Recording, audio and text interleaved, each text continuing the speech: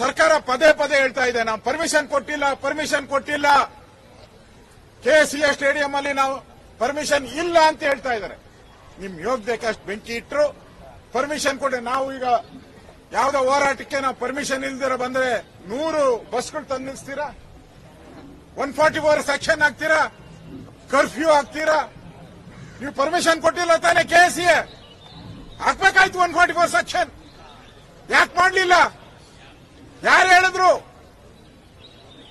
ಸ್ವತಃ ನಿಮ್ಮ ಉಪಮುಖ್ಯಮಂತ್ರಿ ಹೋಗಿ ಅಲ್ಲಿ ಆರ್ಸಿಬಿ ಬಾವುಟ ಇಟ್ಕೊಂಡು ಏನ್ ತಿರುಗಿಸಿದ್ದೆ ಅದು ಹೇಳಿದ್ರು ಈಗಾಗಲೇ ಎಲ್ಲ. ಮಲ್ಯ ಆ ರಾಯಲ್ ಚಾಲೆಂಜ್ ವಿಸ್ಕಿ ಬಾಟಲ್ಗೆ ಪ್ರಮೋಷನ್ಗೆ ಮಾಡಿದಂತ ಒಂದು ಟೀಮ್ ಇದು. ಹೊಸ ಅಂಬಾಸಿಡರ್ ಡಿಸಿಎಂ ಸಿಎಂ ಈಗ ಹೊಸದಾಗಿ ಉಟ್ಕೊಂಡಿದ್ದಾರೆ ಇವರು ಅಂಬಾಸಿಡರ್ ಆಗಿ. ನಮ್ ಲೀಡರ್ ಹೇಳ್ತಾ ಇದ್ರು ಮೊದಲ ಆರ್ಸಿಬಿ ಮಲ್ಯದದು ರಾಯಲ್ ಚಾಲೆಂಜ್ ವಿಸ್ಕಿದದು. ಈಗ ರಿಯಲ್, ಆರ್ ಅಂದ್ರೆ ರಿಯಲ್, ಸಿ ಅಂದ್ರೆ ಕಲ್ಪ್ರಿಟ್, ಬಿ ಅಂದ್ರೆ of Bengaluru. Real culprit of Bengaluru ಇವರಿಬ್ರು, ಮುಖ್ಯಮಂತ್ರಿ ಉಪಮುಖ್ಯಮಂತ್ರಿ. ಆರ್ಸಿಬಿ ಅಂದ್ರೆ real culprit of Bengaluru, real culprit of Bengaluru. ಇವ್ರ ಮೇಲೆ ಕೇಸೇ ಆಗ್ತಾ ಇಲ್ಲ. ಇನ್ನ ಈಗ ತೂಗುಗತಿ ಯಾರ ಮೇಲೆ ಬರ್ತೈತೆ? ಕಮಿಷನರ್ ಆಯ್ತು, ಡಿಸಿಪಿ ಆಯ್ತು, ಇನ್ನು ವಿಧಾನಸೌಧ ಕಡೆ ತಿರ್ಕಂತೈತೆ ನೋಡಿ ನೀವು ಬೇಕಾದ್ರೆ. ಯಾವ ಪೊಲೀಸು ನಮ್ಮ ರಕ್ಷಣೆ, ನನ್ನ ಯಾರೋ ಹೇಳ್ತಾ ಇದ್ದ, ಸರ್ ಇವ್ರು ವಿಧಾನಸೌಧಕ್ಕೆ ಬರಬೇಕಾದ್ರೆ ರಕ್ಷಣೆ ಕೊಡಬೇಕು, ಮನೆಗೆ ಹೋಗ್ಬೇಕಾದ್ರೆ ರಕ್ಷಣೆ ಕೊಡಬೇಕು, ಕಾರ್ಯಕ್ರಮಕ್ಕೆ ರಕ್ಷಣೆ ಕೊಡಬೇಕು. ನಮ್ ರಕ್ಷಣೆಗೆ ಯಾರು ಸಾರ್ ಅಂತ ಕೇಳ್ತಾ ಇದ್ರು. ನಮ್ ರಕ್ಷಣೆಗೆ ಯಾರು ಸಾರ್ ಅಂತ ಕೇಳ್ತಾ ಇದ್ರು. ವಿ ಆರ್ ವಿತ್ ಪೊಲೀಸ್ ನಾವು. ಈ ಇಶ್ಯೂಗೆ ಸಂಬಂಧಪಟ್ಟಂತೆ, ಈ ವಿಚಾರಕ್ಕೆ ಸಂಬಂಧಪಟ್ಟಂತೆ ನಾವು ನಿಮ್ ಜೊತೆ ಇರ್ತೀರಿ, ಪೊಲೀಸರ ಜೊತೆ ಇರ್ತೀರಿ, ಪೊಲೀಸರ ಜೊತೆ ನಾವು ನಿಲ್ತೀರಿ, ನಿಮ್ ಪರವಾಗಿ ಫೈಟ್ ಮಾಡ್ತೀರಿ. ಯಾಕಂದ್ರೆ ನೀವು ತಪ್ಪಿತಸ್ಥರಲ್ಲ, ಇದರಲ್ಲಿ ನಿಮ್ ಪಾತ್ರ ಏನೂ ಇಲ್ಲ. ಕ್ಲಿಯರ್ ಆಗಿ ಬರ್ದಿದ್ದಾರೆ. ಯಾರೋ ನಮ್ಮ ವಿಧಾನಸೌಧ ಡಿಸಿಪಿ ಲೆಟರ್ ಬರ್ದಿದ್ದಾರೆ ಕ್ಲಿಯರ್ ಆಗಿ, ಒಂದೊಂದೇ ಪಾಯಿಂಟ್ 1, 2, 3, 4 ಏನ್ ಬರ್ದಿದ್ದಾರೆ? ಇಲ್ಲಿ ಭದ್ರತೆಯನ್ನ ಕೊಡುವಂತದಕ್ಕೆ ನಮ್ಮಲ್ಲಿ ಮೆನ್ ಇಲ್ಲ, ಸಿಬ್ಬಂದಿ ಇಲ್ಲ. ಮಾಡಿದ್ರೆ ನೀವು ಸಿಬ್ಬಂದಿ ಇಲ್ಲ ಅಂದ್ಮೇಲೆ ನೀವ್ ಹೆಂಗ್ ಕಾರ್ಯಕ್ರಮ ಮಾಡಿದ್ರಿ? ಒಂದು ಸರ್ಕಾರ ನಡೆಯೋದು ಕಾನೂನು ಪ್ರಕಾರ ನಡಿಬೇಕು. ಒಬ್ಬ ಕಾನೂನು ಪಾಲನೆ ಮಾಡುವಂತ ಒಬ್ಬ ಅಧಿಕಾರಿ ಆಗಲ್ಲ ಅಂತ ಕೊಟ್ಮೇಲೆ ನೀನ್ ಹೆಂಗಯ್ಯ ಮಾಡಿದೆ ಕಾರ್ಯಕ್ರಮನ? ಯಾವ ಕಾನೂನು ಅಡಿಯಲ್ಲಿ ಮಾಡಿದೆ ನೀನ್ ಕಾರ್ಯಕ್ರಮ?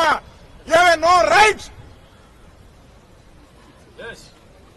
ಒಬ್ಬ ಕಾನೂನು ಪಾಲಕ ಕೊಟ್ಟಂತ ಒಂದು ಆದೇಶವನ್ನ ಯಾರೇ ಇದ್ರು, ಯಾಕಂದ್ರೆ ನೀವು ನೋಡಿದ್ರೆ ಒಬ್ಬ ಮುಖ್ಯಮಂತ್ರಿ ಬೇಕಾದ್ರೆ ಒಬ್ಬ ಕಾನ್ಸ್ಟೇಬಲ್ ಹೋಗಿ ಅರೆಸ್ಟ್ ಮಾಡ್ಬಿಡ್ತೀವಿ. ಅದು ಕಾನೂನು ಹಂಗೆ ಹೇಳ್ತೈತೆ. ನಾನು ಹೋಮ್ ಮಿನಿಸ್ಟರ್ ಆಗಿದ್ದೀನಿ, ಕಾನ್ಸ್ಟೇಬಲ್ ಯಾವತ್ ಮಾಡ್ತಾರೆ?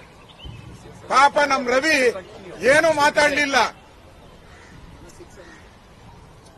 ವಿಧಾನ ಪರಿಷತ್ತಲ್ಲಿ ಏನು ಮಾತಾಡಿಲ್ಲ. ಏನ್ ಓಡಾಡ್ಸಿದ್ದೆ. ಬೆಳಗ್ಗೆ ರಾತ್ರಿ ಹಾಕೊಂಡು ಕ್ವಾರಿ ಗೀರಿ ಎಲ್ಲ ಕಡೆ ಸುತ್ತಾಸ್ತಲ್ಲ. ಈಗ 11 ಜನ ಮರ್ಡರ್ ಮಾಡಿದ್ದೀರಾ. ಸರ್ಕಾರದ ಪ್ರಾಯೋಜಿತ ಕೊಲೆ ಇದು. 11 ಜನ. ನಿಮ್ಗೇನ್ ಮಾಡ್ಬೇಕು? ನಿಮ್ಗೆ ಯಾವ ಕ್ವಾರಿ ತೋರಿಸ್ಬೇಕು? ಯಾವ ಕಬ್ಬಿನ ಗದ್ದೆ ತೋರಿಸ್ಬೇಕು? ಯಾವ ಇಟ್ಕೆ ಫ್ಯಾಕ್ಟರಿ ತೋರಿಸ್ಬೇಕು? ಹೇಳಿ.